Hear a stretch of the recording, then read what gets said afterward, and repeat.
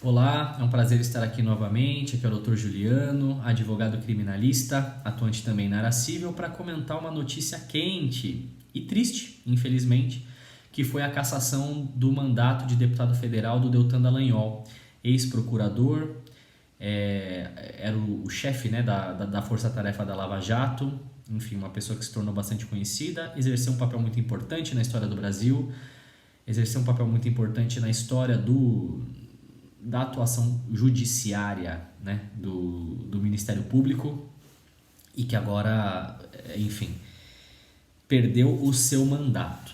E eu quero manifestar aqui a minha discordância a essa decisão, o meu repúdio, principalmente a essa decisão que foi tomada pelo TSE, Tribunal Superior Eleitoral, que tomou a decisão com unanimidade,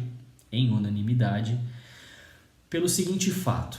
Veja, há muitos anos atrás, a Operação Mãos Limpas na Itália fez aquilo que a Lava Jato tentou fazer no Brasil, que era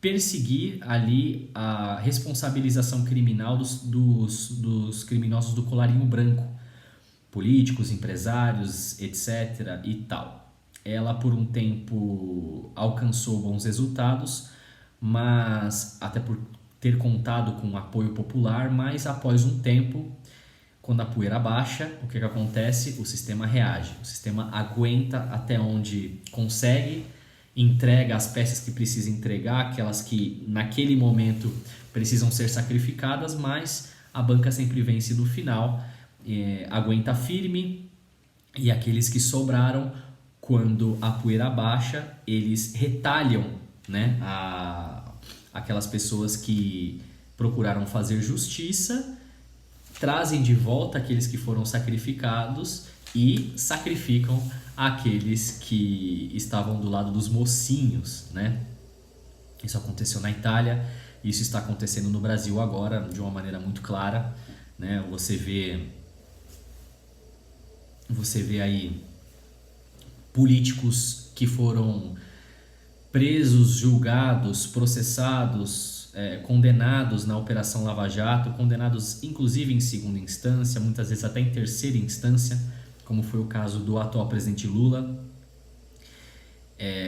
enfim, sendo reconduzidos às engrenagens do Estado, ao passo que aqueles que os processaram, aqueles que perseguiram a sua responsabilização criminal pelos atos que foram praticados, estão sendo removidos da vida pública, né? Então é uma coisa absolutamente inconcebível, é algo lamentável para o nosso país, é algo muito triste que esteja acontecendo. Sim, é preciso que se faça justiça no sentido de que a Vaza Jato ela expôs que havia irregularidades em torno de vários processos, né? No sentido de haver ali um conluio entre o Ministério Público e o Poder Judiciário no que diz respeito ali ao ex-juiz Sérgio Moro. O que pode, né, justificar perfeitamente, em termos jurídicos, a anulação das condenações. Isso é uma coisa. Outra coisa significa que a anulação das condenações faça com que nós sejamos obrigados a fazer de conta que não aconteceu o que aconteceu, que os crimes não foram cometidos. Ah, não, mas a gente só pode... Ninguém é considerado culpado até o trânsito em julgado de sentença penal condenatória. Veja, verdade, o texto constitucional diz isso mesmo, mas é preciso que essa questão ela seja bem compreendida.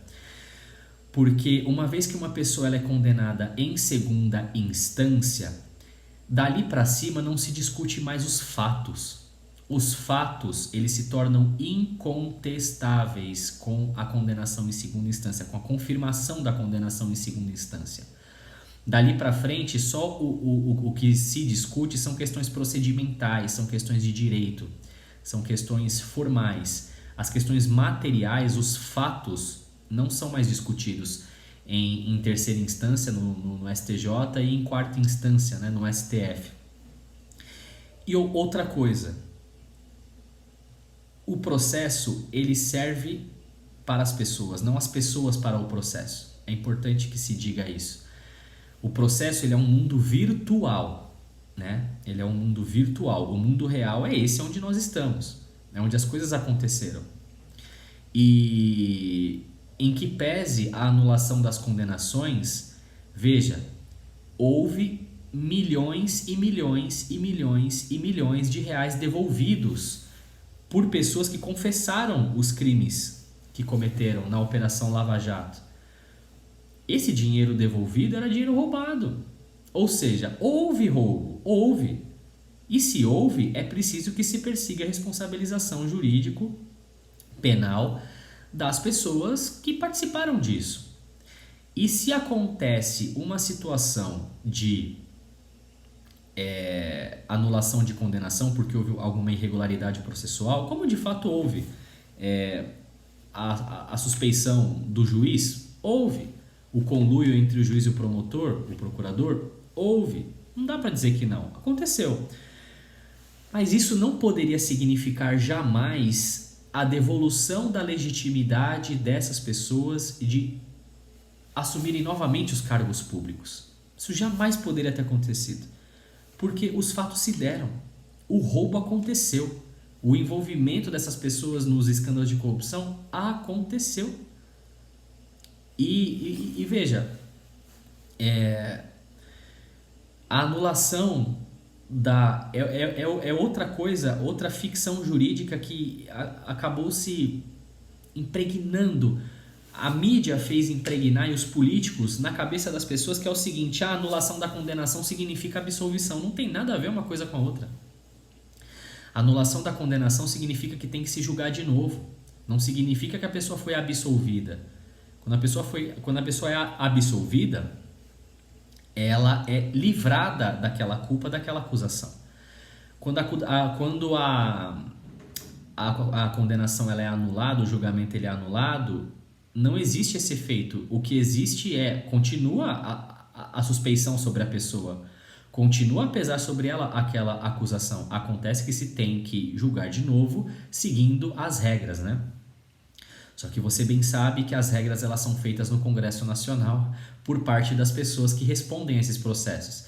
Então as regras elas são a todo momento mudadas, alteradas e invertidas para que elas não alcancem o objetivo que elas deveriam alcançar. E eu digo isso como advogado criminalista, eu digo isso como defensor.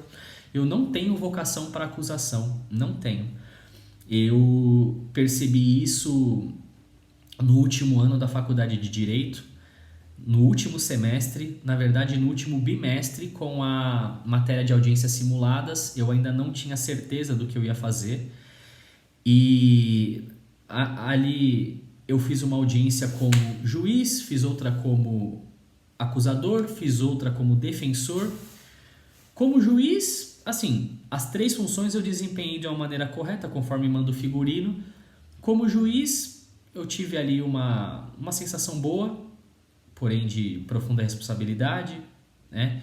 Como acusador, não senti lá grande coisa. Como defensor, foi que meu coração fervia, né?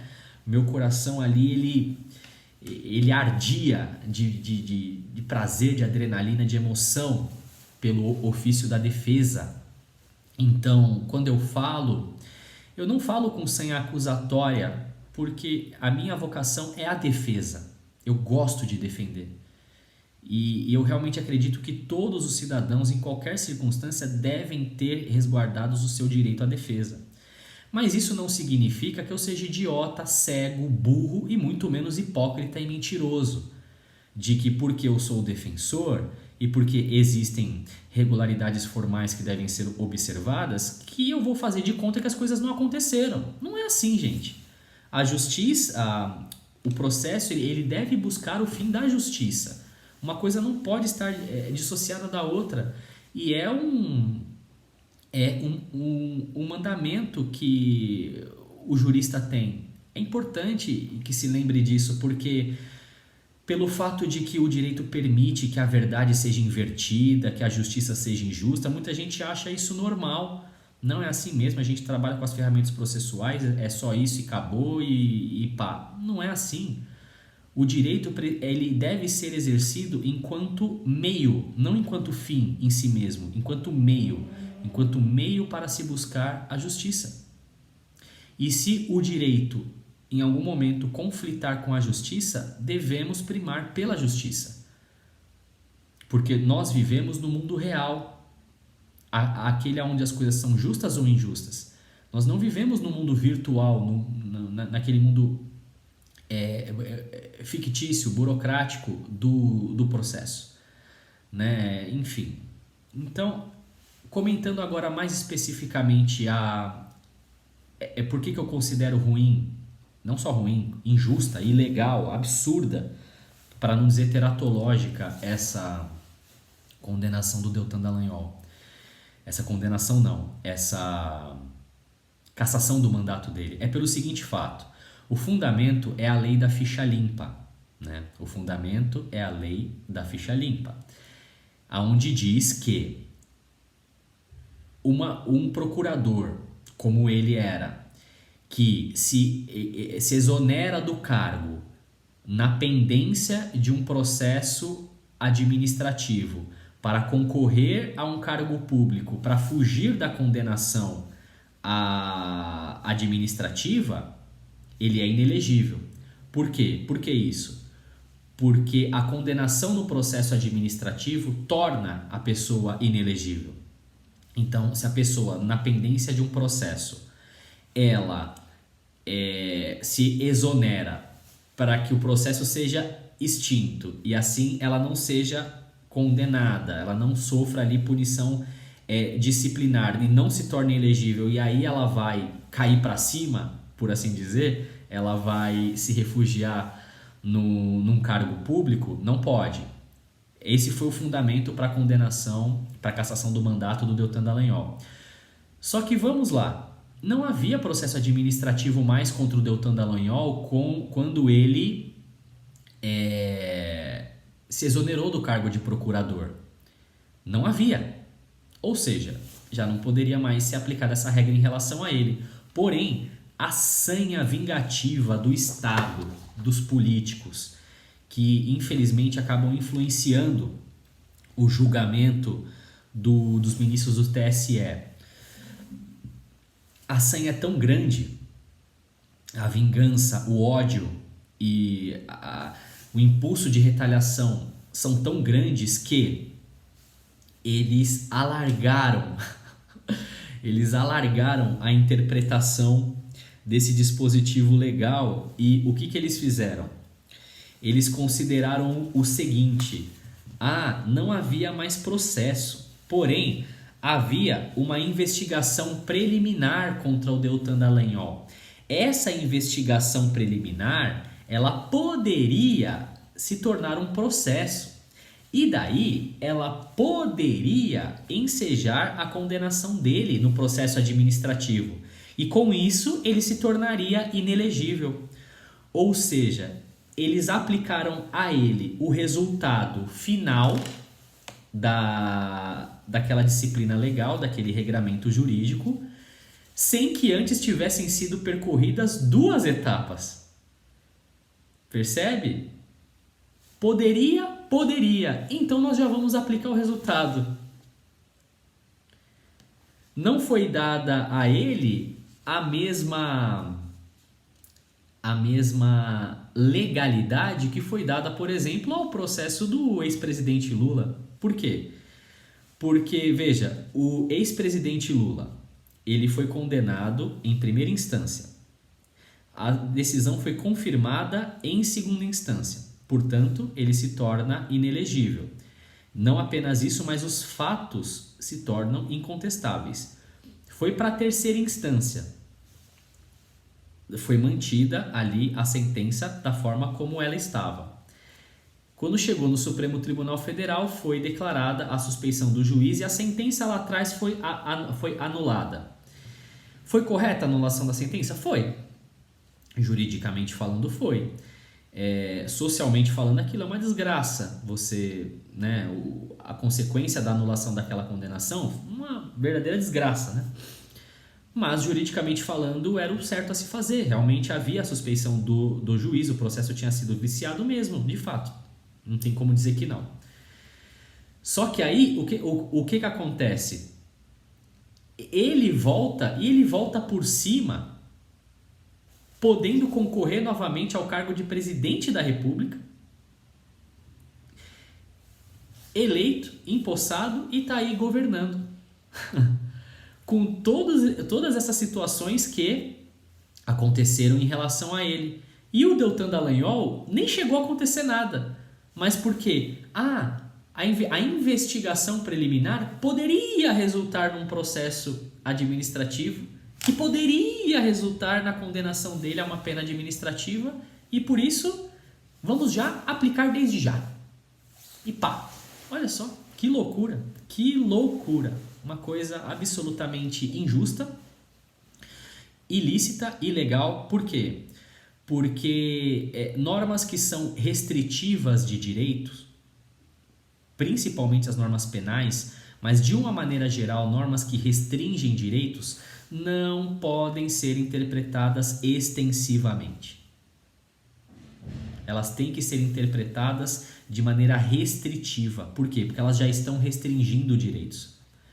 Se você permite que uma norma que é restritiva de direitos, principalmente uma norma penal, ela tenha interpretação extensiva, você ali abre as portas para o arbítrio, porque pessoas que não estão numa situação de ilegalidade podem ser ali afirmadas como estando numa situação de ilegalidade pelo arbítrio de um juiz, de um ministro de tribunal superior, etc. E é exatamente o que aconteceu agora com o Deltan Dallagnol. Tenho simpatia pelo Deltan Dallagnol? Nenhuma simpatia, nem pela pessoa dele, nem pela atuação jurídica dele. Agora, eu não sou idiota, e eu não sou cego, e também não sou hipócrita e nem mentiroso para fingir que não aconteceu o que aconteceu, né? Então, e agora é muito óbvio, é muito nítido, né? É muito nítida e óbvia a retaliação do establishment, do Estado contra as pessoas, todas aquelas que tomaram de alguma forma parte na Operação Lava Jato.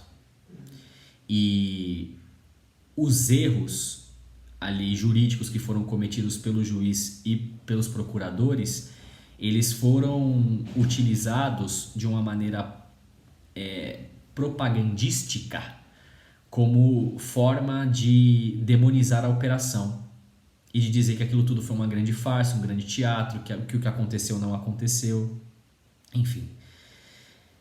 É aquilo aonde a verdade ela é suprimida e ela é substituída pela versão dos sofistas, como na época de Sócrates, né? A versão dos sofistas, que é construída com muita argumentação, com muita eloquência e tal, e a verdade já não importa mais. O que importa é aquilo que a narrativa que se construiu. É triste, é lamentável, é uma grande pena, mas infelizmente essa é a vida. É a vida. Não dá para prever o que pode acontecer daqui para frente, né?